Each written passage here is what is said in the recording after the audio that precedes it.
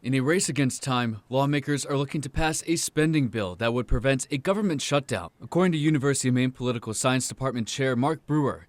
Earlier this week, a bill that included funding for disaster relief, aid to farmers, and congressional pay raises was ready to be passed and would have kept the government open until March of next year. He says when the deal was announced, President-elect Donald Trump and Elon Musk raised objections over the bill.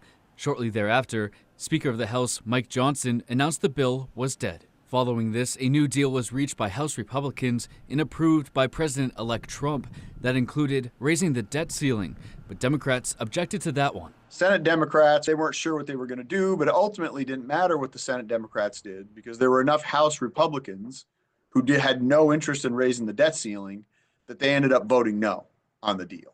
Even after Trump started publicly pressuring some of them. As of Friday evening, negotiations to pass a new bill are ongoing, and Maine lawmakers are reacting to the looming possibility of a government shutdown. Senator Susan Collins said in part, "First and foremost, my goal is to prevent a government shutdown.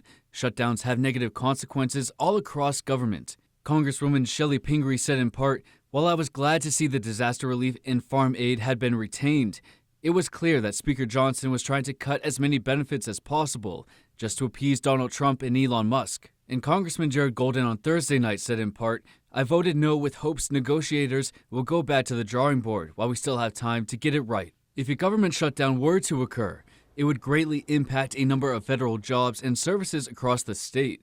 A spokesperson from the National Park Service said in part, "We remain hopeful that a lapse in government funding will not occur." According to Brewer, functions that are deemed non-essential will cease.